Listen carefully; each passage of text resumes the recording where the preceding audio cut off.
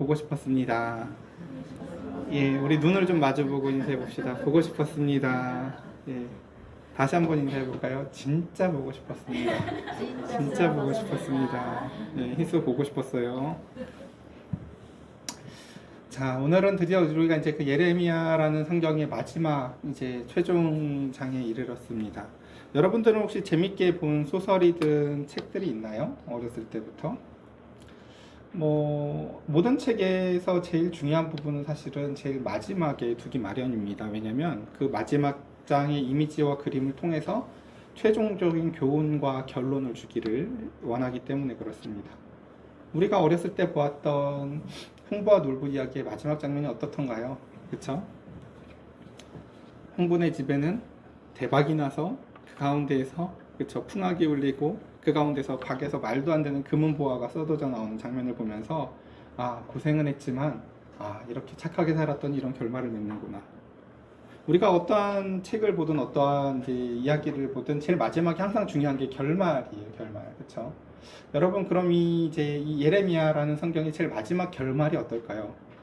그러니까 우리가 되게 성경을 띄엄띄엄 설교하고 들어서 사실 예레미야 하면은 무슨 이야기가 있는지는 대충 알아도 사실 예레미야 그래서 결론이 뭔데? 라고 물어봤을 때 잘 대답을 하지 못합니다. 오늘 우리는 이제 그 예레미야의 결론 이야기들을 살펴볼 건데 또 제가 욕심이 많죠. 결론만 살펴보면 그동안 예레미야 무슨 얘기했는지 여러분들이 또 기억을 하나도 못할 테니까 예레미야를 크게 10개의 장면으로 나눠서 후딱후딱 살펴보고 오늘 결론을 살펴보도록 할게요. 먼저 오늘 이제 우리 처음부터 그럼 한번 보도록 해봅시다. 길게 안 해요. 예, 겁먹지 마시고. 예. 자, 먼저 예레미야 처음 시작 이야기는 예레미야 1장에서 예레미야를 처음 부르는 이야기로 시작을 했었어요. 하나님이 예레미야를 부르시면서 그 상황이 어땠냐면은 북왕국 이스라엘과 남쪽 유다가 있었고 북왕국 이스라엘이 멸망하는 모습을 보면서도 그 가운데서 전혀 깨닫지 못하는 상황 가운데서 하나님이 예레미야를 통해서 말씀하시죠. 너는 내 말을 그대로 전해라 라고 얘기를 하면서 한번 예레미야 1장 한번 제가 한번 읽어볼게요. 예레미야 1장 8절에 이렇게 얘기하시죠. 너는 그들 때문에 두려워하지 말아라. 내가 너와 함께하여 너를 구원하리라. 나 여호와의 말이라 하시고 여호와께서 그의 손을 내밀어 내 입에 대시며 여호와께서 내게 이르시되 보라 내가 내 말을 내 입에 두었노라. 누구의 말을요? 하나님의 말씀을 그 선지자에게 두었다 얘기를 해요. 성도들이 사람들이 원하고 듣고 싶은 말을 내가 전해주어라가 아니라요. 내가 할 말을 너한테 네 입에 두었다 라고 얘기합니다. 그 다음 10절 보라 내가 오늘 너를 여러 나라와 여러 왕국 위에 세워서 내가 그것들을 뽑고 파괴하며 파멸하고 넘어뜨리며 건설하고 심게 하였느니라 하시니라 라고 하며 그 예레미야를 처음에 부르시며 예레미야의 사명이 무엇이라고요? 하나님이 농부신데 이 땅에서 이제는 때가 되어서 뽑을 것과 다시금 새롭게 심을 것과 그리고 마지막에 모든 것들을 싹 뽑아서 다시 하나님이 어디에다 소망을 두며 어떻게 농사를 지으실 건가에 대한 하나님의 계획을 선포하도록 부름받은 게 바로 예레미야입니다. 근데 여러분들 이제 중요한 건 무엇이냐면 이 예레미야랑 사람들이 대화가 될까요? 안 될까요? 안 됩니다. 마치 우리 부부끼리 대화가 안 되듯이. 저도 예전에 저희 사모랑 싸울 때 주로 레파토리 중에 하나가 뭐냐면 이런 거였거든요. 얘기를 끝까지 못 가요. 그래서 내가 진짜 하고 싶은 말은 저 뒤에 있었다고 라고 하면서 이제 왜 그 이야기까지 못 듣냐고 제가 답답해 했었던 것 같아요. 왜냐면 우리는 이제 참 그 대화의 방식이 달라요. 참.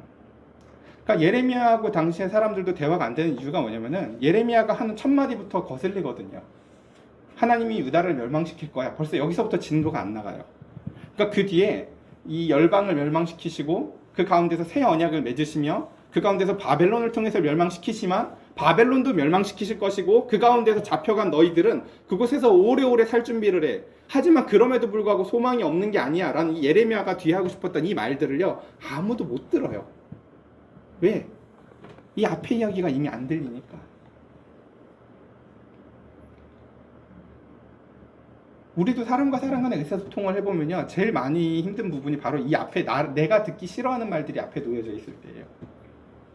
그래서 이 예레미야가 하나님에게 부름을 받았지만 그 가운데서 예레미야의 말이 잘 전해지거나 예레미야의 말이 잘 선포되어지지 않습니다. 이게 첫 번째 예레미야를 부르시는 소명의 장면이었고요. 그래서 여기서 가장 중요한 건 뭐였냐면 예레미야한테 이거였었어요. 예레미야야, 넌 그것을 그저 선포하고 그리고 그것들을 두려워하지 마. 왜? 하나님의 보증 수단은 항상 이거예요. 내가 너랑 함께 있을 거야 라는 거예요. 그 다음 예레미야가 그러자 어떻게 될까요? 예레미야 7장 보도록 하겠습니다. 예레미야 7장 5절에 이렇습니다. 너희가 만일 길과 행위를 참으로 바르게 하여 이웃들 사이에서 공의를 행하고 이방인과 고아와 과부를 압제하지 아니하며 무죄한 자의 피를 이곳에 흘리지 아니하며 다른 신들의 뒤를 따라서 화를 자초하지 아니하면 내가 너희를 이곳에서 살게 하리니 곧 너희 조상에게 영원토록 준 땅이니라 라고 하며, 그 가운데서 예레미야는 마지막에 지금 하나님의 말씀을 선포하면서도, 마지막 데드라인을 선포하면서도, 마지막 그 가운데서 너희들이 회복할 길이 무엇이다? 그 가운데서 너희가 공의와 의를 행하는 것이다 라고 선포합니다. 지금 많은 사람들이 그 예루살렘 성전에 와서 예배를 드리고 그 가운데서 자신들이 할 것들을 다 하고 있다고 생각을 하고 있어요. 근데 예레미야는 뭐라고 얘기를 해요? 우리 잘 알죠? 이 뒤에 성전에서 설교하잖아요. 여기 너희는 이곳이 성전이다, 이곳이 교회다 라고 하는 거짓말을 믿지 말아라. 여긴 교회도 아니고 여긴 성전도 아니다. 그리고 이곳에서 이루어진 너희의 그 착각들을 다 내어버려라. 우리는 지금 바로 멸망 직전이다. 너희는 벼랑 끝에 있고 하나님이 이제 너희를 밀어버리라고 나를 보내셨다. 너희가 살 길이 딱 하나 있는데 그것은 무엇이냐면 지금이라도 하나님의 말씀을 사랑하고 하나님이 하라고 말씀하신 너희는 마음에 거리끼고 싫을지라도 너희의 감정을, 너희의 욕구를 방향을 틀어서 공의를 행하는 것이다. 너희가 이 예배당에 와서 주여 주여 외치는 것보다 내가 주일날 오늘 주일날 예배를 드렸어 라고 하는 갖고 있는 그 허황된 인식보다 더 중요한 건 말씀을 기억하며 말씀대로 사는 삶이다. 그게 없는 한 너희들은 이제 벼랑 끝에서 미뤄지게 될 거다 라는 게 예레미야의 선언이었습니다. 근데 많은 사람들이 이 예레미야의 말에 아무 관심이 없습니다. 저 무슨 성전 밖에서 뭔 쉰소리를 하는 거예요 저렇게. 우리가 보는 성경에서는 이렇게 예레미야에게 주는 복과 은총과 말씀이 어마어마한 것 같지만 예레미야의 삶은 별로 그렇지가 않았습니다. 예레미야 20장에 보면 예레미야의 삶은 외로움으로 가득했어요. 왜? 그가 하나님의 말씀을 전하기 시작하면서부터 그의 삶은 우리 인간의 눈으로 보기에 꼬이기 시작합니다. 아무도 예레미야의 편이 되어주지 않습니다. 예레미야 20장 7절 여호와여 주께서 나를 권유하심으로 내가 그 권유를 받았사오며 주께서 나보다 강하사 이기셨으므로 내가 조롱거리가 되었나니 사람마다 종일토록 나를 조롱하나이다. 내가 말할 때마다 외치며 파멸과 멸망을 선포함으로 여호와의 말씀으로 말미암아 내가 종일토록 치욕과 모욕거리가 됨이니이다. 내가 다시는 여호와를 선포하지 아니하며 그 이름으로 말하지 아니하리라 하면 나의 마음이 불붙는 것 같아서 골수에서 사무치니 답답하여 견딜 수가 없나이다. 이게 예레미야가 하나님의 말씀을 전하며 살아갈 때 예레미야가 갖고 있었던 감정 상태였어요. 뭐예요? 첫 번째, 하나님 외로워 미치겠습니다. 하나님이 전하라고 하는 말씀을 내가 전할 때 그 말씀을 듣고 한 놈도 회개하거나 돌이키는 놈이 없고 그 가운데서 모두 나를 멸시하고 조롱하고 비웃고 그래요. 좋아. 하나님이 그런 감정 하나님이 느끼셨을 거 생각하면 뭐 내가 당하는 거 약소하죠. 그렇다 칩시다. 근데 그래도 이건 너무하지 않습니까? 하나님이라고 하며 예레미야는요 철저한 외로움에 빠져요. 그래서 예레미야가 이런 생각을 해요. 제일 마지막 절 뭐라고요? 내가 다시는 하나님의 말씀 안 전해야지. 여러분 그런 생각들 많이 하지 않아요? 사람이랑 대화할 때요? 저 인간이랑 대화가 안 되고 내가 저 인간한테 내가 다시는 말을 하지 말아야지. 사람 같지도 않은 새끼 저거. 우리 그런 생각들 많이 하잖아요. 그렇죠? 하나님이 전하라고 해서 그 말씀을 전하는데 그 듣지 않는 인간들을 보면서 예레미야는 굳게 다짐을 해요. 하나님 때문이 아니라 저 인간들 때문에. 저 인간들은 지옥불에 떨어져도 장작불로 써도 아깝지가 않은 인간들이야. 다 뒤져야 돼. 내가 다시는 안 전해야지 라고 예레미야는 전하고 싶지 않은데요, 놀랍게도 하나님이 그에게 말씀만 주신 것이 아니라 하나님의 마음을 주셨어요. 그러니까 여기에 뭐가 있냐면요, 불일 듯한 마음이 있는 거예요. 말씀이 계속 장작불처럼 타올라요. 그래서 뭐라고 얘기를 해요? 내가 다시는 여호와를 선포하지 아니하며 그의 이름으로 말미암지 아니하리라 라고 내가 마음에 아무리 다짐을 해도 내 마음이 어떻다고요? 선지자는요? 내 마음이 불붙는 것 같아서 골수까지 사무쳐요. 막 이렇게 그 말씀이요. 전화라고 감정이요.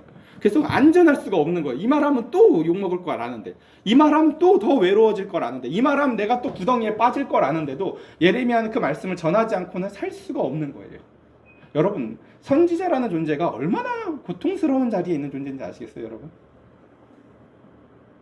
이런 자리에 우리들이 안 서보지 않잖아요, 그렇죠? 뭘 좀 우리가 잘해보려고 얘기를 해보는데 그 누구도 우리의 말을 들어주지 아니할 때, 나라가 지금 이렇게 개판이 나고 있고 그 가운데에서 엉망진창이어도 누구 하나 먼저 손들고 그 가운데서, 그러니까 그 옛날 사람들이 독립운동한 게 참 신기해요. 그런 거 보면요, 그 누구 하나도 하나님의 입장에서 하나님의 말씀을 가지고 그 가운데서 이야기하는 사람이 없습니다. 그리고 그 가운데서 그를 더 힘들게 만들었던 건 29장에 등장을 하는데 바로 거짓 선지자입니다. 거짓 선지자가 이렇게 얘기를 하죠. 예레미야가 얘가 영빨이 영없는 애는 아니야. 제 말이 맞긴 한데 2년이야 2년. 제가 영빨이 좀 떨어져. 2년이야 2년. 하나님이 우리를 잠깐 손보셨다가 다시 회복시키실 거야 라고 하나냐라는 선지자가 그 말씀을 선포하자 많은 사람들이 하나냐의 말씀에 쏙 빠져듭니다. 그럼 하나님이 사랑이신데, 우리가 이스라엘인데, 여기가 성전인데 하나님이 우리를 버리시지 않지. 다윗에게 하신 약속이 있는데 라고 하면 많은 사람들이 그 하나냐의 말을 믿습니다. 그때 예레미야가 선포하려고 받은 말씀은 이런 거였습니다. 29장 5절 제가 읽어보겠습니다. 너희는 그 바벨론에 가서 집을 짓고 거기에서 살고 텃밭도 만들고 그곳에서 열매를 먹을 생각을 해. 아내를 맞이하고 자녀를 낳고 너희 아들들이 아내를 맞이하면서 너희 딸들이 남편을 맞아서 그들로 자녀를 낳게 하여서 너희가 거기서 번성하고 줄어들지 않게 해라. 너희는 내가 사로잡혀가게 한 그 성읍에서 평안을 구하고, 심지어 뭐라고 얘기해? 여기가 제일 걸리는 부분이죠. 바벨론의 평안을 구하래요. 너희들 바벨론에서 오래 살 거거든. 그러니까 가서 이제 기도 제목이 바뀌어야 돼. 독립하게 해달라고가 아니라 바벨론이 평안하게 해달라고, 그 원수들을 위해서 너희들 기도해라. 그리고 그를 위해서 여호와께 기도하여라. 이는 그 성읍의 평안함으로 너희도 평안을 할 거기 때문이야 라고 하나님이 그 이방 원수와 같은 바벨론의 손에 너희를 붙였다고 예레미야는 이런 선언을 합니다. 여러분, 예레미야의 말이 쏙쏙 들어와요, 안 들어와요? 하나도 안, 원소리, 지금 내가 설명을 해도 원소리인지 안 들어오죠. 하나님 말은 막 쏙쏙 들어오잖아요. 2년 있으면 다 된대. 우린 이런 설교를 좋아하잖아요, 그렇죠? 간단 명료하고 위로가 있고 복음과 같은 설교들을 좋아하잖아요, 그렇죠? 여러분, 지금 고난이 있습니까? 하나님이 더 크고 더 좋은 걸로 주시려고 합니다. 아멘! 하나냐가 하는 설교들은요 늘 이 모양이에요. 예레미야가 하는 설교, 여러분 대에는 소망이 없습니다. 원수들의 손에 여러분들의 인생을 다 맡기셨습니다. 여러분, 그곳에서 그 원수들을 위해서 여러분 기도하십시오. 그곳에서 그들의 평안으로 말미암아 그들의 손에서 여러분들의 평안이 나올 것입니다. 그들을 위해서 기도하십시오. 뭔 소리인지 귀에 들어오지도 않고 하나님의 목소리라고 느껴지지도 않아요. 이게 하나님이 예레미야를 통해서 전하겠던 말씀이에요.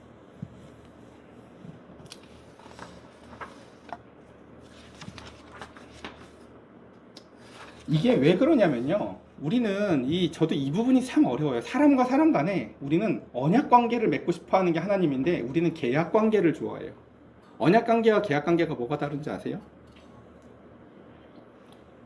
계약 관계는요, 이익을 기반으로 하는 게 계약 관계고요, 언약 관계는 사랑을 기반으로 하는 게 언약 관계예요. 제가 오늘 시온이랑 성경 읽기에 대해서 얘기를 했는데 얘가 못하겠대요. 야, 너 성경 읽기 하면 아빠가 너 좋은 거 해줄게. 또는 성경 읽기 너 이거 안 하면은 너 이제 핸드폰 다시는 못 쓰게 한다. 이거 언약 관계예요, 계약 관계예요? 계약 관계죠. 언약 관계는, 이 계약 관계가 쉽지 않아요, 여러분, 그렇죠? 계약 관계가 명료하잖아요, 그렇죠? 그리고 우리는 그래서 대부분 그 언약보다는 계약을 선택해요. 왜? 안 먹히니까. 제가 근데 만약에 그걸 이제 계약 관계를 포기하고 언약 관계로 접근한다고 쳐보자고요. 하나님이 너를 얼마나 사랑하는데, 얼마나 귀한 건데 먹힐까요, 안 먹힐까요? 언약은 참 힘들어요. 그래서 우리는 주로 계약 관계적 방법을 택해요. 그리고 하나님도 언약 관계에 대해서 관심이 없는 인간들을 계약 관계로 대하시기도 해요, 이제요. 뭐 너희가 그렇게 계약관계를 좋아하면 나도 너희랑 계약관계처럼 맺어주지 뭐. 더 이상 은혜를 베풀 가치가 없다고 여기실 때 하나님은 그 백성들을 계약관계처럼 대하세요.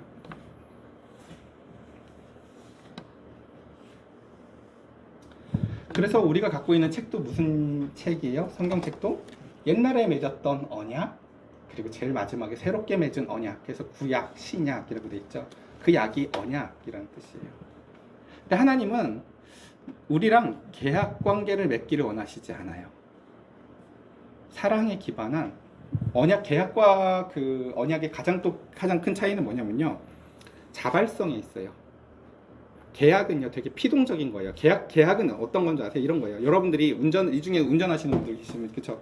우리가 운전을 하다가 여기가 30km 구간입니다 하고 여기에 계약이 맺어져 있어. 그 계약을 우리가 지키는 이유가 뭐예요? 바닥이 빨간 걸로 깔려 있어서? 아니죠. CCTV가 있잖아. 그러니까 우리의 그 이기적인 욕구, 누가 뭐든 말해 30이 아무도 없는데 뭐 어때, 50으로 지나가도 돼 하고 막 그냥 지나가려고 하는데, 우리의 그 이기적인 욕구를 제어하는 CCTV라는 그 외부의 요인이 우리를 계약관계에 종속하게 만들잖아요. 너 거기서 40일만 넘어가 봐, 너 딱지 날라간다. 이게 계약관계예요. 우리는 이 계약관계에 익숙하잖아요. 그래서 온 세상은 다 그렇게 계약관계로 맺어 있어요. 세상은 언약관계라는 게 존재하지 않아요. 거기에다 이런 표지판을 붙여놨다고 쳐봅시다. 여러분, 우리 자발적으로 천천히 지나갑시다. 카메라 없이. 저는 그런 세상을 좋아하지 않아요. 제가 신대원 다닐 때에도 정말 싫어했던 교수님이 어떤 분이냐면요, 우리 하나님 앞에서 시험 봅시다 하고 감독을 안 보고 나가버렸던 교수님이 있었어요. 애들이 다 컨닝이에요. 제가 그 교수님을 정말 싫어했어요. 그게 자기가 믿음이 있다고 자기는 믿음의 표현을 하는 걸지 모르겠지만요, 그건 이 인간들을 몰라서 하는 소리예요. 이 인간들은 신학교에 왔지만 여전히 죄인 새끼들이고 자기가 노력한 거 이상의 성적을 받고 싶어하는 악인들이에요. 그럼 그때 뭐 했어야 돼요? 자기가 그 자리에 서서 감독을 하는 게 자신의 역할이에요. 그 자리는 신앙 고백을 하는 자리가 아니라 그 자리는 학교예요. 뭘 대단히 착각하는 거죠. 그 자리에 서서 공부 안 하는 학생들이 절망의 한숨을 쉬게 해주고, 그 가운데서 그러지만 컨닝을 할 조금의 엄두도 내지 못하도록 감독을 해야 되는 게 자기의 역할인 거예요. 거기서 여러분, 우리 다 하나님 믿는데 우리 하나님 앞에서 봅시다. 이건 그냥 악인들한테 복음이에요. 나간 된다. 야 끄내. 그리고 의인들에게는요 절망의 한숨이 나오는 열받는 소리예요. 이거요. 이거 공부한 게 무슨 소용이 있어요. 이거 되게 열받는다. 뭘 대단히 분류를 잘못하는 거죠. 속 터지는 부분은 바로 이제 예레미야는 이 부분부터 속 터지는 이야기가 시작이 돼요. 우리는 계약관계에 쩔어있는 존재들인데 하나님은 자꾸 우리랑 언약을 맺재요. 애초에 아브라함이랑도 언약을 그렇게 맺잖아요. 그렇죠? 혼자 그 짐승을 반으로 갈라서 혼자 그 짐승 사이를 지나가시면서 언약을 혼자 해요. 내가 너하고 항상 함께 할 거야. 내가 이 언약을 지키면 내가 이 짐승 갈라지듯이 내가 죽을 거다. 아브라함아, 그러니까 이 언약을 믿어 라고요. 혼자 그 언약을 맺으세요.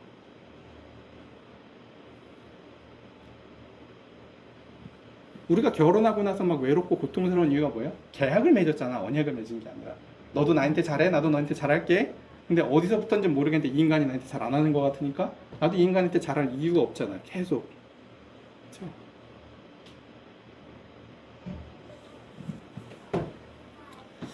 자, 그래서 하나님께서 이 고통의 자리 가운데서 우리가 제일 잘 아는 바로 예레미야 31장에 이런 이야기가 등장을 하죠.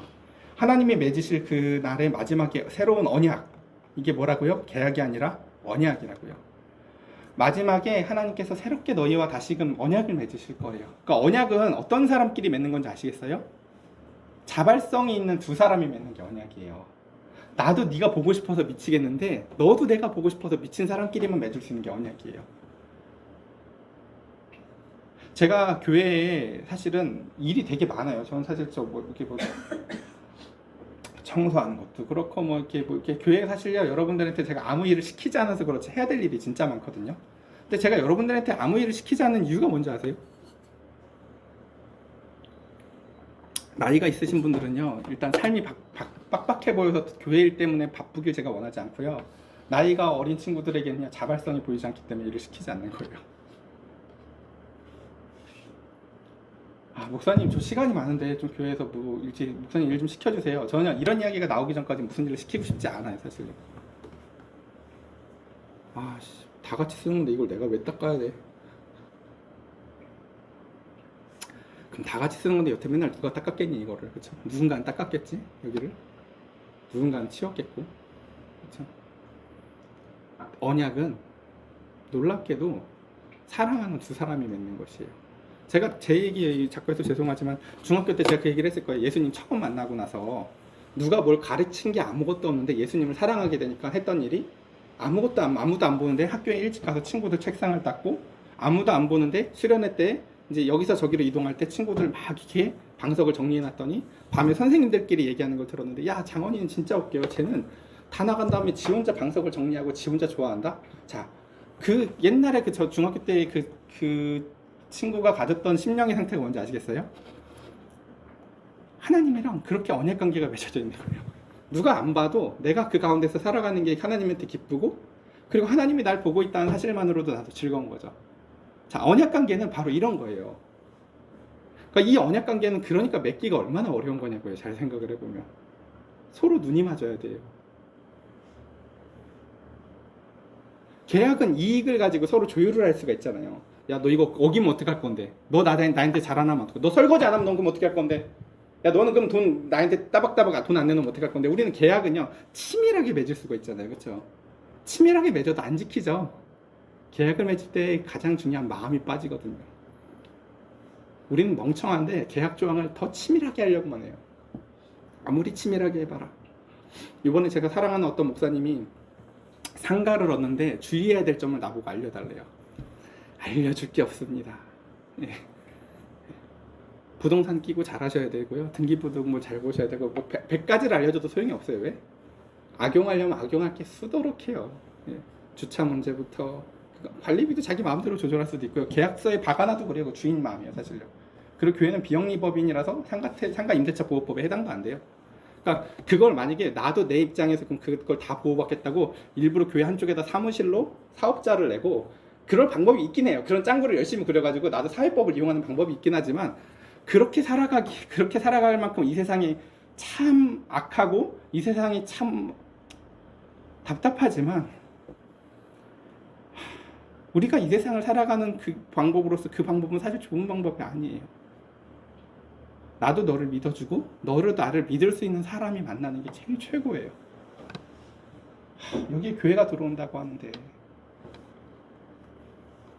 그리고 그 가운데에서 그러니까 서로 우리가요, 사실은 계약 관계가 분명해 보이고 계약 관계가 클린해 보이지만 사실은 계약 관계만큼 더러운 관계가 없어요. 우리 직장인도 다 계약 관계로 다니시잖아요. 여러분, 클린하니까 좋나요? 매달 그 월급 꽂아주니까 막 마음에 기쁨과 만족감이 있나요? 계약할 때 분명히 그렇게 계약을 맺었어도 돈이 부족하죠? 계약할 때 분명히 계약을 했어도 부당하게 일을 많이 시키는 것 같죠? 그리고 나는 계약 관계랑 그대는 쟤는 계약 관계보다 더 뭘 베풀어 주는 것 같죠? 계약은 원래 이래요. 근데 언약은요, 그런 게 없어요. 두 사람이 사랑해서 하는 거거든요. 서울이랑 대전에서 두 사랑하는 남녀가, 야, 내가 먼저 너를, 야, 우리 대전에서 만날까? 알았어 하고 먼저 출발해서 내가 부산까지 먼저 가 있고, 이게 언약이에요. 언약은 지키는 거에 목을 매지 않아요. 내가 저 사람을 더 위하는 거에 목을 매요. 저도 이런 얘기를 하면서도요, 자꾸 우리가 그 상상의 동물 용이나 유니콘 얘기하는 것 같은 느낌을 받아요. 본 적이 없는데요, 그런 사랑을. 그렇죠? 빨리 남자친구 여자친구랑 한 번이라도 그래도 해봐라. 그러니까 그거 연애할 때밖에 잠깐 못 경험하는 거니까 그거라도 해봐라. 하나님은요, 근데 우리랑요 그런 언약을 맺고 싶대요. 계약이 아니라, 얘야 너 기도했니? 기도해야지. 우리 어머님 공장이 여기는 비가 안 새고 옆에 공장이 비가 많이 샜대. 기도했니? 아, 기도했어. 아, 기도해가지고 공장이 물이 안 샜지. 이 계약이에요. 이거 계약이에요, 사실. 근데 하나님 그러신 분이 아니라고요. 물론 그렇죠. 이제 우리는 그런 해석을 좋아하죠. 계약 관계적이니까 우리는 그런 해석을 좋아하죠. 아우, 기도했더니 우리 여기 공장은 보호해줘서 비가 안 샜어. 할렐루야.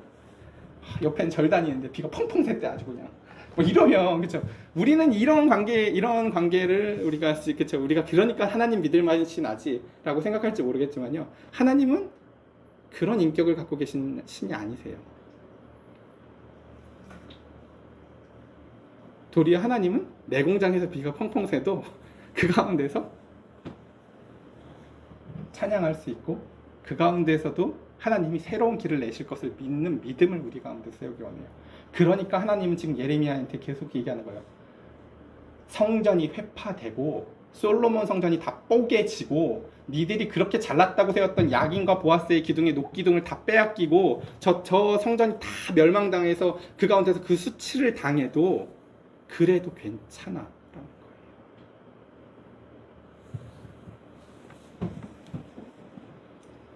그 다음 또 넘어가 볼까요?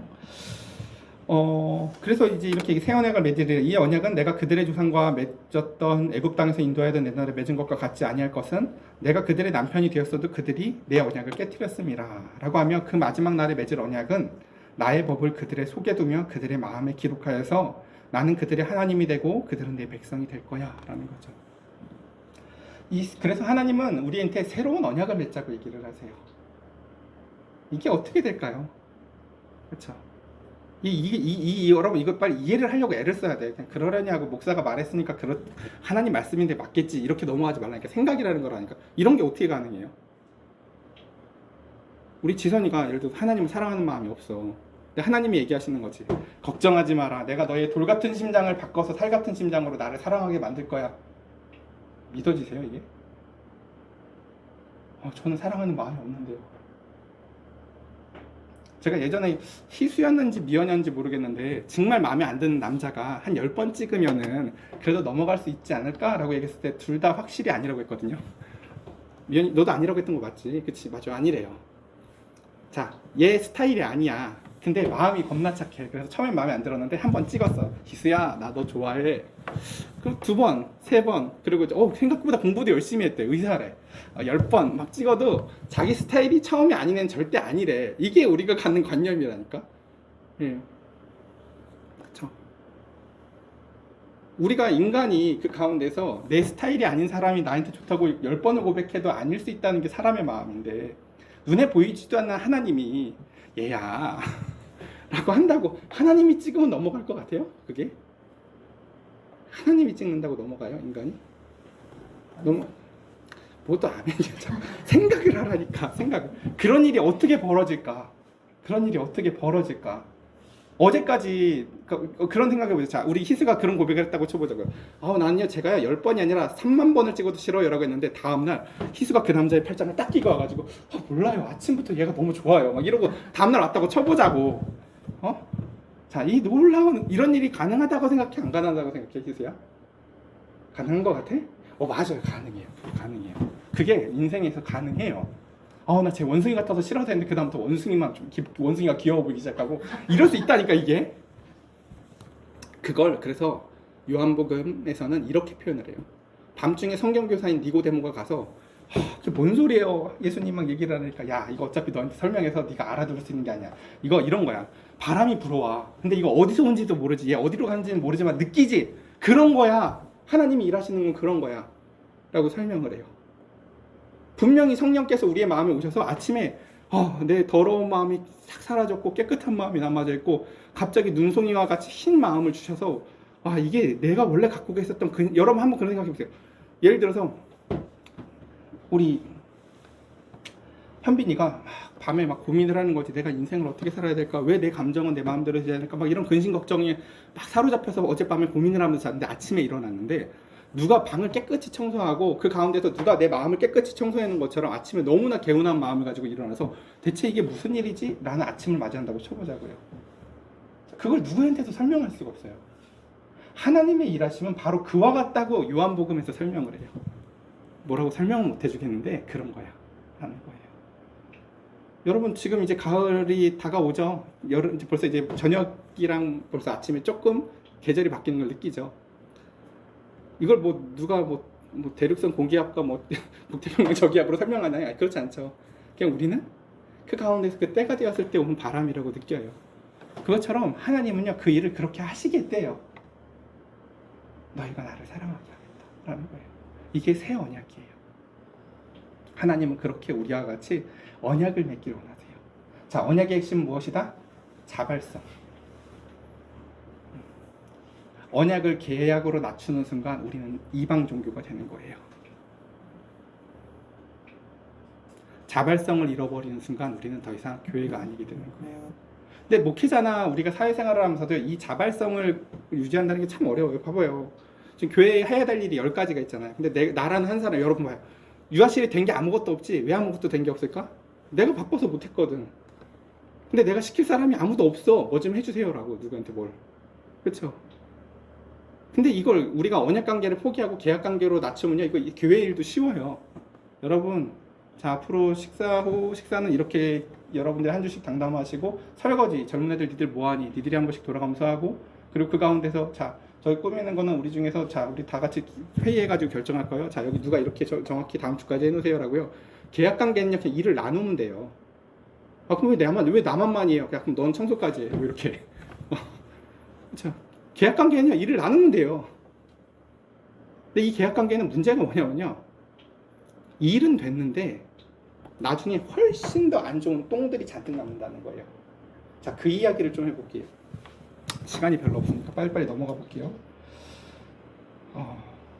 자, 그래, 다 넘어갑시다. 이 앞에 원래 중간에 해야 될 일이 너무 많지만 그냥 다 넘어갈게요. 다 넘어가서 예레미야가 그 다음에 맨날 그 고난 받는 거. 예레미야 그 친척이 와가지고 야, 나 땅 문제 좀 어떻게 해결해줘라 라고 해서 내가 또 그 문제 좀 해결해 주려고 하다가 딱 털컥 잡혀가지고 간첩으로 또 오해를 받아가지고 잡혀가지고 막 진짜 막 피똥을 싸고, 거기에 또 막 구덩이에 갇히고, 왕은 야, 나는 내가 무슨 권한이 있니? 니들 마음대로 해. 그래서 예레미야의 삶이 진짜 웅덩이와 구덩이 가운데서 살아가는 이야기들. 근데 하나님은 그의 서기관 바룩에게 또 끊임없이 전하게 하죠. 바벨론에 사신을 보내는데 바벨론한테 이렇게 전하래요. 너희도 멸망할 거야. 그러면서 그 바벨론에 있는 그 강에 돌을 던지면서 니들도 이렇게 될 거야.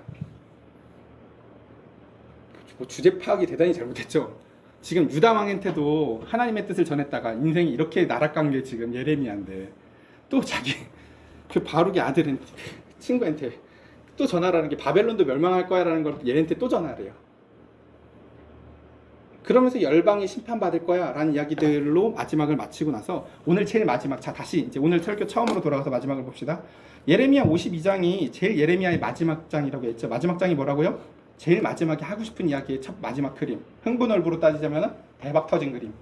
자, 그럼 하나님은 예레미야 전체를 통해서 제일 마지막으로 우리한테 보여주고 싶은 그림이 뭘까요? 뭘 것 같아요? 한번 그 이야기 봅시다. 52장, 오늘 여러분 큐티책 오늘 딱 주일 본문부터 볼게요. 바벨론이 느부갓네살 왕의 19째 해 5째 달 10째 날에 바벨론 왕의 어전 사령관 느부사라단이 예루살렘에 이르러 여호와의 성전과 왕궁을 불사르고 예루살렘의 모든 집과 고관들과 집까지 불사르며, 어때요? 지금 느부갓네살이 그 가운데 사령관을 보냈어요. 예루살렘 성전을, 지금처럼 교회가 많은 시대가 아니잖아요. 성전 하나잖아요. 그 성전을 불살라요. 이 성전이 어떤 성전이에요, 여러분? 솔로몬이 지은 성전이에요. 이 성전이 얼마나 화려하고 크게 지었는지 아십니까?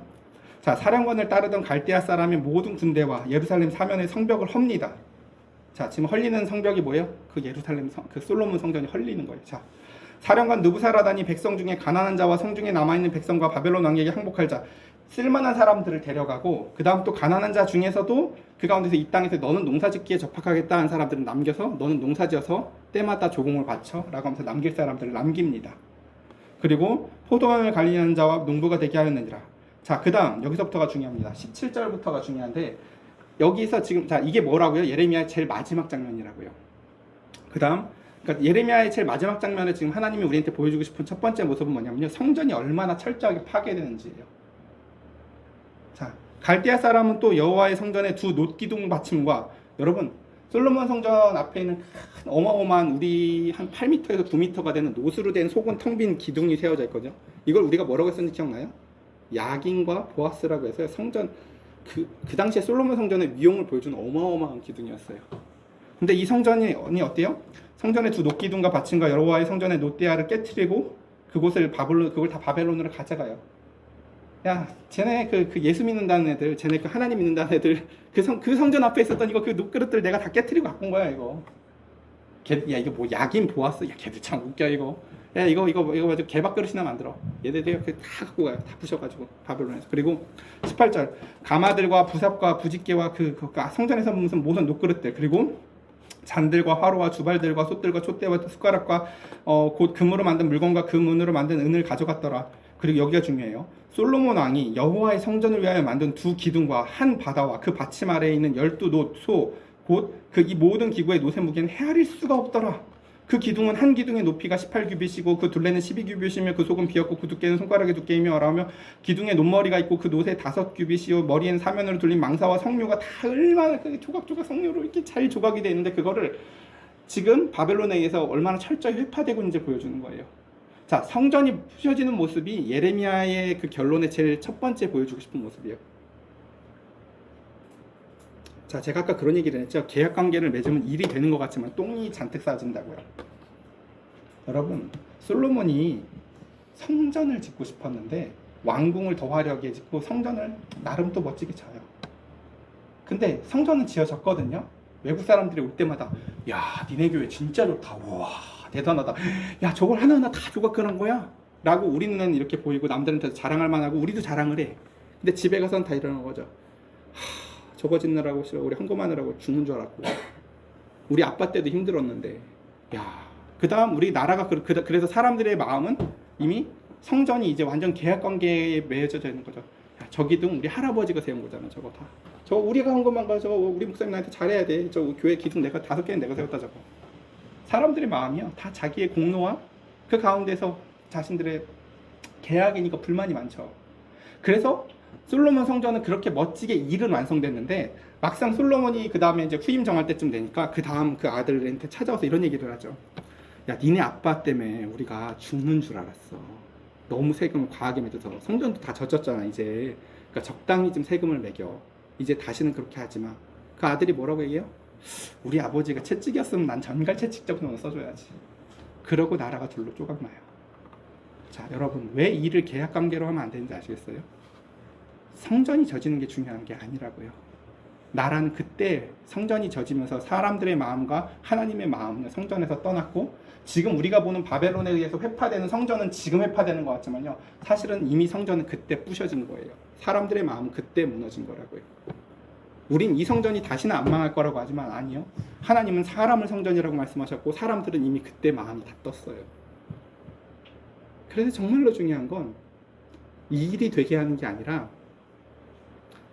한 사람도 놓치지 아니하고 그 사람들이 바른 길에서 벗어나지 않도록 하는 답답한 방법처럼 보이지만 성전을 빨리 잘 짓는 게 아니라 사람들의 마음이 떠나가지 않도록 그들을 하나님의 말씀으로 붙잡는 것이. 지금 예레미야의 제일 마지막 장면이 뭐라고요? 솔로몬 성전 제가 우리 사모님 돈 나는데 안 주고 나눴을 것이면 이걸 제가 챗 GPT한테 제가 이미지를 몇 개 띄워달라고 해봤는데 이 장면을요 제가 그래서 정말 사실 여러분한테 그림으로 너무 보여주고 싶었어요. 철저히 뽀개지는 솔로몬 성전. 이게 예레미야가 보여주고 싶은 첫 번째 그림이에요. 야, 다 부셔져. 아무것도 자랑할 게 없어. 약인가 보았어. 잘났다 그래. 우리가 무엇을 지은들 소용이 없어요.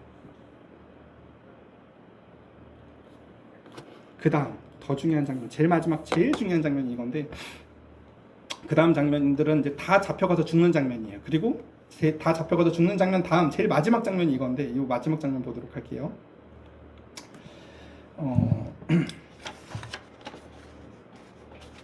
31절부터 이제 보고 마치겠습니다. 자, 그리고 나서 이제 드디어 이제 예레미야가 아까 그 흥부와 놀부로 따지면 마지막에 대박 터지는 장면이 흥부와 놀부의 하이라이트이자 마지막 결론이었다면 여러분 누군가가 이제 물어봐요. 야, 예레미야의 결론이 뭐야? 라고 물어보면 여러분 이 대답을 할 수 있어야 돼요. 예레미야의 결론은 이거예요. 자, 봅시다. 유다 왕 여호야킨이 3달인가 왕을 짧게 하고 나서 바벨론으로 그냥 잡혀갔던 왕이거든요. 그러니까 왕으로 이름이 기억도 잘 안 나는 사람이에요. 근데 이 사람은 그냥 바벨론에 잡혀갔어요. 그리고 우리 오래돼서 기억이 잘 안 나겠지만 바벨론이 그 다음에 이제 총독 세워놨는데 이 총독을 또 막 그 뒤에 또 누가 이스마엘이라는 사람이 죽여버리고 그래서 또 장군이 얘를 또 잡아다 갔다가 그리고 나서 어떻게 하자 하다가 또 애국까지 내려가가지고 또 애국까지 끌려가면서 더 나쁜 그래 큐티한 사람과 안 한 사람의 혼돈스러운 눈빛이 보이지만 어쨌든 이런 이야기들이 있었잖아요. 근데 중요한 것은 그 모든 이야기 때 다 잊혀지고 바벨론에 진작 끌려간 한 사람이 있었는데 그 사람이 누구라고요? 여호야긴이라는 3달짜리 짧은 왕이 있었어요. 자, 그 왕이 사로잡혀간 지 얼마 됐다고요? 37년. 하나님이 선포하신 70년이라는 그 징벌의 시간의 절반이 지나가고 있던 시기쯤이었어요. 느부갓네살 왕이 굉장히 오래 통치하거든요. 느부갓네살 왕의 긴 통치 기간이 끝나고 이제 그 왕이 느부갓네살 왕이 느부가 그 바벨론에 있는 지혜의 신의 왕이거든요. 느부갓네살, 에월 무르닥. 그래서 어쨌든 간에 중요한 건 이제 이게 다 그 지역의 신들의 이름을 딴 이름들이거든요. 우리도 여호야김 하면 다 나쁜 놈들이지만 야가 들어가서 하나님 말하는 거잖아요. 그것처럼 이제 어쨌든 간에 그 바벨론 왕들의 그 느부갓네살은요 그냥 완전 대명사예요.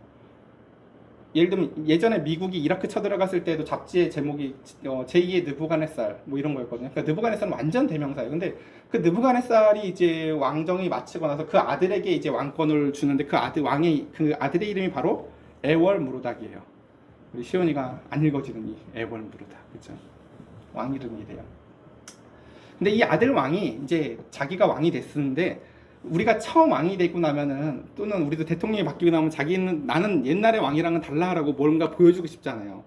근데 하나님이 아까 얘기했었던 그쵸 바람과 같은 은혜를 통해서 그 왕의 마음에요 에월 무로닥의 마음 가운데서요 그 유다에 오래전에 잡혀왔던 여호야긴에게 선대하고 싶은 마음을 부어줘요. 그래서 그 가운데서 이런 일이 벌어져요. 그가 잡혀간 지 이미 37년이 되었는데 곧 바벨론 왕 에월 무로닥이 왕의 즉위 원년에 그쵸? 이제 그 느부갓네살의 아들이 드디어 왕이 됐어요. 그러고 나니까 12월 25일 그쵸? 완전 성탄절 날짜 외우기 쉽죠? 어쨌든 간에 12째 달 25째 날에 그가 유다의 왕 여호야긴 왕의 머리를 들어줘요. 그리고 감옥에서 풀어줘요. 우리가 바벨론에 잡혀가면 끝이라고 생각을 했잖아요. 그리고 바벨론에 잡혀가면 안 된다고 생각을 했고 그리고 그곳에서 하나님의 뜻이 있을 거라는 그 예레미야의 말은 듣지도 않았잖아요. 그러니까 저도 제일 속 터지는 건 이거예요. 사실 예레미야가 하고 싶은 말이 뒤에 이만큼 있었는데 이 얘기를 안 들어줬다는 거예요. 아무도 사람들이. 근데 예레미야가 진짜 하고 싶었던 말은 이 모습을 보여주고 싶었던 거거든요. 예레미야의 제일 마지막은 이 모습을 보여주는 거예요. 자, 볼래? 지금 바벨론에 잡혀갔는지 37년이 되는데 그 오랜 세월 감옥에 갇혀 있었던 여호야긴이라는 그 왕을 바벨론의 왕이 자기가 즉위하면서 드디어 그의 머리를 들어주고 그의 신원을 회복해주고 심지어 뭐라고 얘기를 해요? 그에게 친절하게 말하고 그의 자리를 그와 함께 있는 바벨론에 있는 왕들 자리보다도 더 높여주고 그리고 그 죄수들의 의복을 갈아입히고 그에게 평생 동안 항상 왕의 앞에서 먹게 해주고 그가 날마다 쓸 것을 바벨론 왕에게서 받는 정량이 있었고 죽는 날까지 종신토록 받도록 하나님은요 바벨론 왕의 손에 그 에월 무로닥의 손에 그 가운데서 여호야긴에게 인애와 공의를 베푸도록 하나님은 그의 마음을 만지셨어요. 자, 말씀을 정리해 보겠습니다. 자, 이게 예레미야의 결론이다.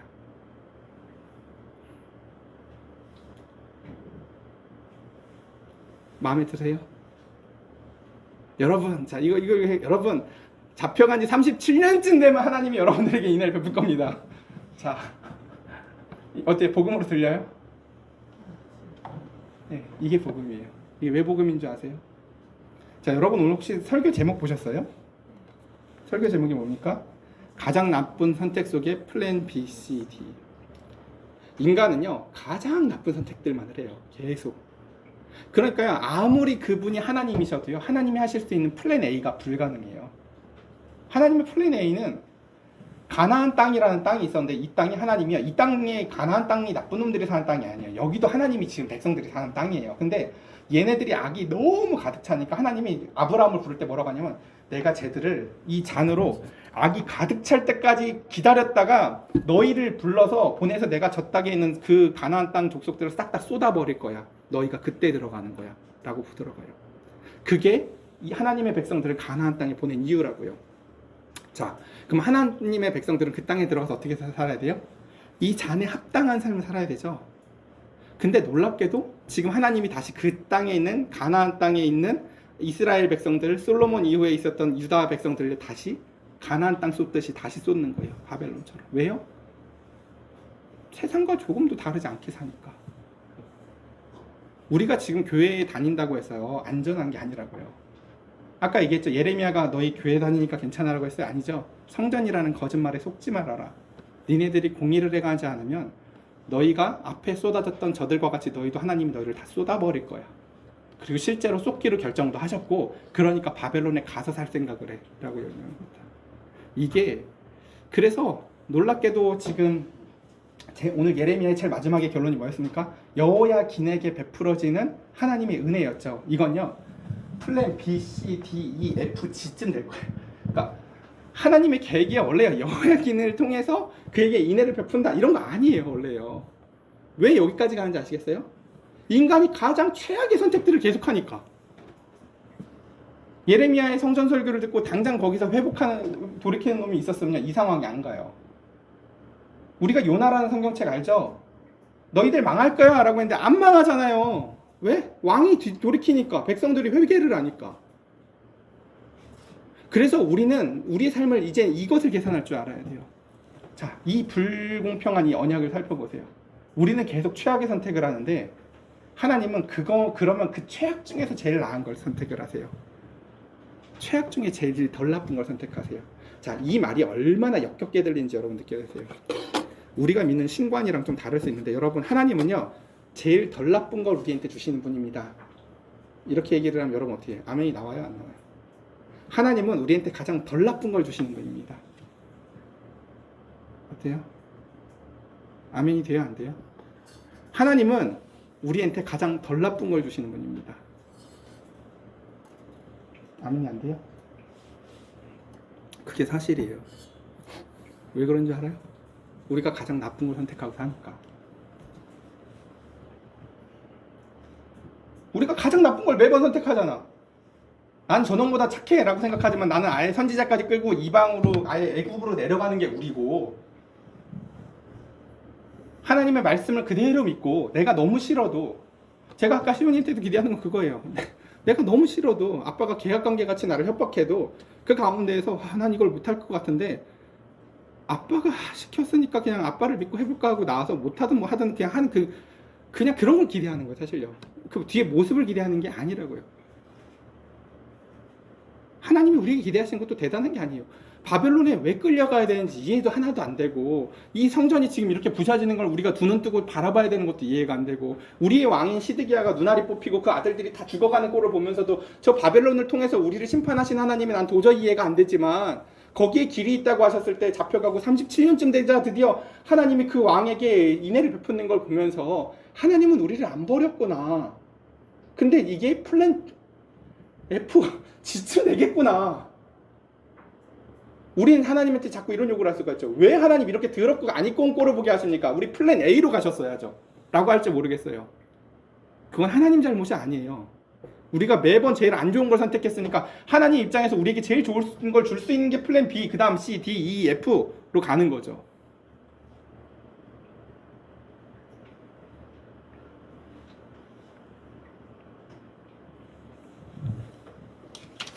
저는 가장 나쁜 것 중에서 가장 좋은 것으로 주신 하나님을 사랑합니다. 거기에는요 언약이 있고 거기에는 관계가 있습니다. 우리 마음엔 안 들죠. 왜? 가장 나쁜 것 중에 가장 나은 거였으니까. 근데 그건요 그러니까 그게 언약인 거예요. 내 선택과 하나님의 선택이 어우러진 선택이거든요. 그건요. 나는 제일 나쁜, 제 인생이 지금 42이거든요. 난 내 인생에 있어서 40년 이상을 악을 선택했는데 하나님은 내 인생에 그 가운데서 제일 나은 모습으로 살도록 나를 선택해 주세요. 여러분들 자녀들 중에서 만약에 시간을 낭비하고 헛되이 사는 자녀들이 있다면요, 그게 여러분들의 자녀에 대한 하나님의 플랜 C, E, F일 수도 있어요. 더 나쁜 상태로 빠지지 않도록 하나님이 아담한테 줬던 플랜 B가 뭔지 아세요?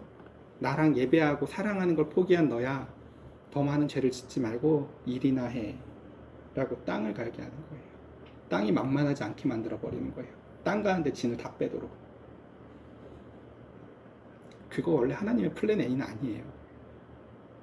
우리가 그 모든 것을 다 회복하여서 다시 플랜 A에서 하나님이랑 만날 수 있으면 얼마나 좋을까요? 그렇죠?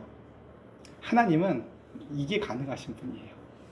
시간 밖에서 우리의 과거와 우리의 현재와 우리의 미래를 다 보시며, 얘야, 나는 다시 너에게 새 마음을 주어서 그 이전의 죄들을, 진눈과 같이 붉은 죄들을 다시금 다 씻어버리고 다시 흰 눈과 같이 너를 대할 수 있단다. 너 나를 사랑할 수 있겠니? 라고 하며 우리에게 성령을 부어주셔서 다시 베드로를 부르시고, 다시 그 요한을 통해서 하나님의 말씀을 기록하게 하시고, 다시금 바울을 부르셔서 그 일들을 하시는 게 바로 하나님이십니다. 저와 여러분들의 인생 가운데 혹시나 불평일 게 있다면 그건 우리의 죄악의 선택 때문에 생겨진 자리라는 것을 인식하셨으면 좋겠고, 하지만 그 가운데서 하나님은 가장 덜 나쁜, 가장 그 가운데서 우리가 상상해 볼 수 없는 선한 자리로 우리 인도하신 하나님이라는 것을 꼭 기억하셨으면 좋겠습니다. 이 시간 우리 함께 같이 찬양 드렸으면 좋겠는데요.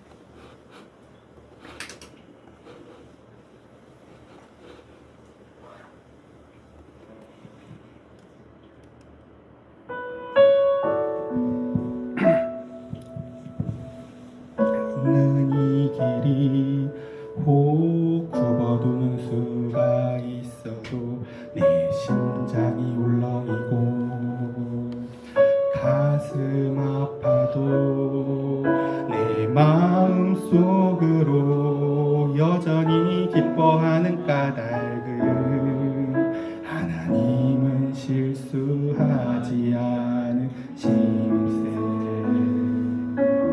내가 세운 계획이 혹 빗나갈지 모르며 나의 희망 덧없이 쓰러질 수 있지만, 나 여전히 인도하시는 주님을 신뢰하는 까닭은 주께서 내가 가야 할 길을 잘 아심일세.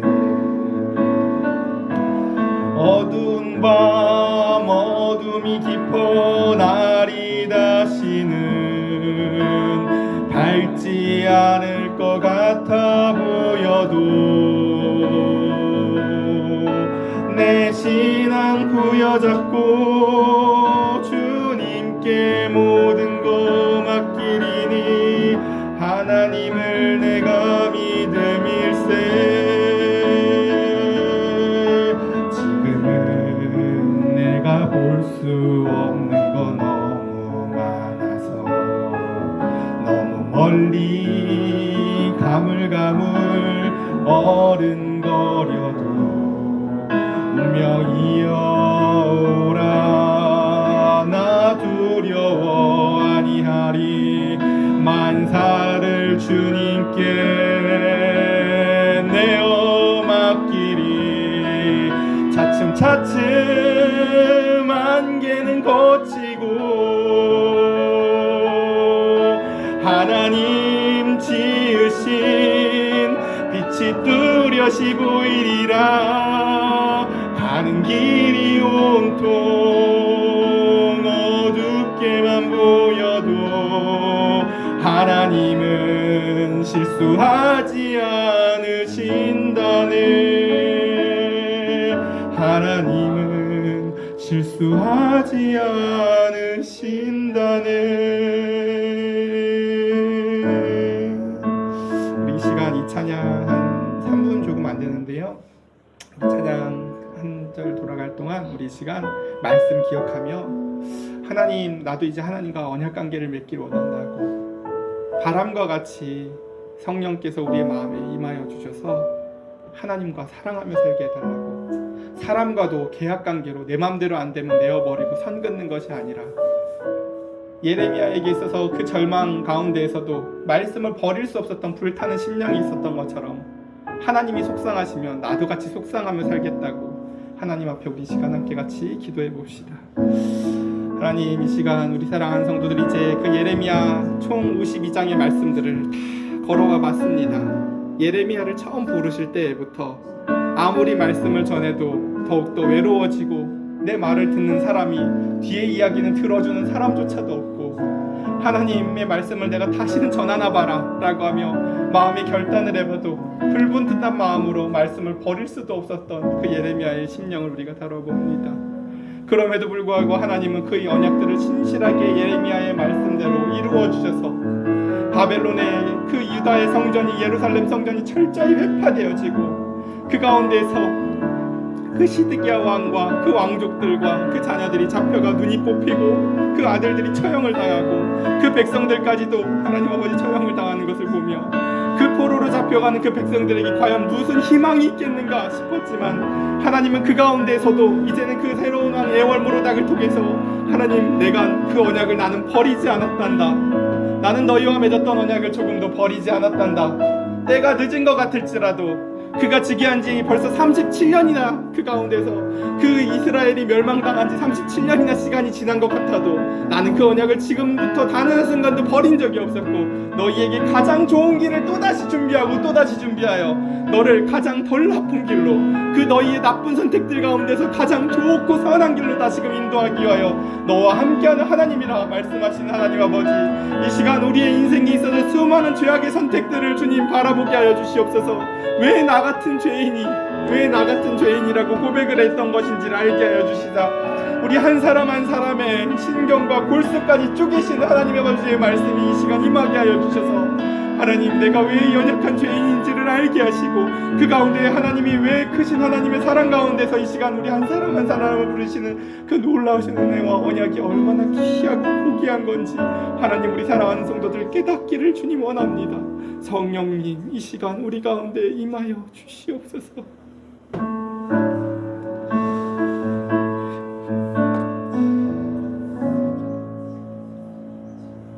제가 기도하겠습니다.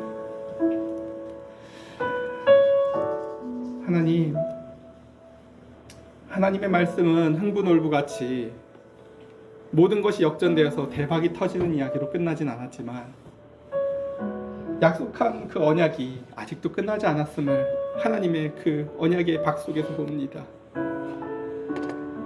느부갓네살이 죽고 나서 그도 알지 못했던 새로운 아들이 등장하며 시간도 37년이나 흘러서 모든 사람들이 그 언약이 다 이제는 끝났다고 생각할 즈음에 하나님은 그에게 이해할 수 없는 환대와 인애와 그 가운데서 하나님의 은혜를 받게 하시면서 하나님은 이 언약을 잊으신 적이 없구나라는 것을 보여주십니다.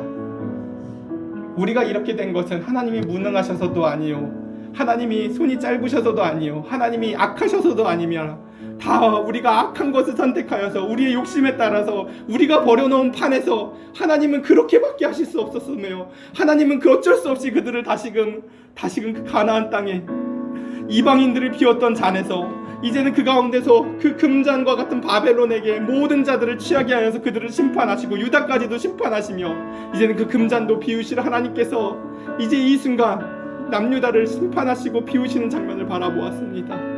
하나님, 우리가 어떤 존재인지를 기억하게 하여 주시사 하나님의 은혜 가운데 늘 잡혀서 붙잡혀 살게 하여 주시고 하나님은 조금도 실수하지 아니하시는 분이시니 하나님, 우리의 삶에 지금 있는 그 자리 가운데서 이젠 더 이상 불평불만하지 않게 하시고 주님, 내가 하나님이랑은 더 이상 계약관계가 아니라 이제 언약관계 가운데서 살기를 원합니다. 내가 뭐 할 테니 뭐 해주실래요? 라고 묻는 것이 아니라 하나님이 우리를 그만큼 사랑하셨는데 나도 하나님이 하신 말씀 똑같이 하면서 살고 싶습니다. 나도 하나님이 하신 것처럼 똑같이 하면서 살고 싶습니다. 하나님의 사랑에 응답하는 삶 살게 하여 주시옵소서. 주님, 교회가 연약합니다. 일을 할 사람이 별로 없습니다. 일은 많은데 목회자가 연약합니다. 주님, 사랑하는 마음과 인애의 마음을 가진 자들, 그 가운데서 자발적으로 주를 사랑하는 마음을 가진 자들을 하나님께서 그 마음을 부어주셔서 교회의 모든 일들이 계약관계로 명령하고 이루어지는 교회가 아니라 사랑의 마음으로 먼저 나서는 자들을 통하여 하나님 아버지 일들이 되어지게 하시고 하나님의 사랑으로 가득 채워져서 하나님 의리의리한 솔로몬 성전을 짓는 것이 아니라 하나님의 사랑으로 하나 되는 교회가 될 수 있도록 하나님, 우리 사랑하는 이 올바른 교회 지키고 세워 주시옵소서. 이 시간 함께 같이 또 예배하지 못하지만 이 말씀을 듣는 자들에게도 하나님 동일한 은혜와 긍휼을 베풀어 주셨고 우리의 구주 되신 예수 그리스도의 이름으로 기도드렸사옵나이다. 아멘. 이제는 그 새 언약의 중보자가 되신 우리 주 예수 그리스도의 은혜와 아버지 하나님의 극진하신 사랑과 성령 하나님의 여전히 우리를 놓지 아니하시고 플랜 B, 플랜 C, 플랜 D로 우리를 향하여 끊임없이 우리의 마음 가운데서 때로는 한숨 지으시고 때로는 우리를 사랑한다고 속삭여 주신 성령의 세밀한 음성이 오늘 이 말씀을 기억하며 일평생토록 예레미야의 이 결론을 기억하며 하나님의 신실하심을 노래하는 우리 올바른 교회 성도들에게 성령이 내주하시고 역사하심이 이제로부터 영원토록 충만히 임할지어다.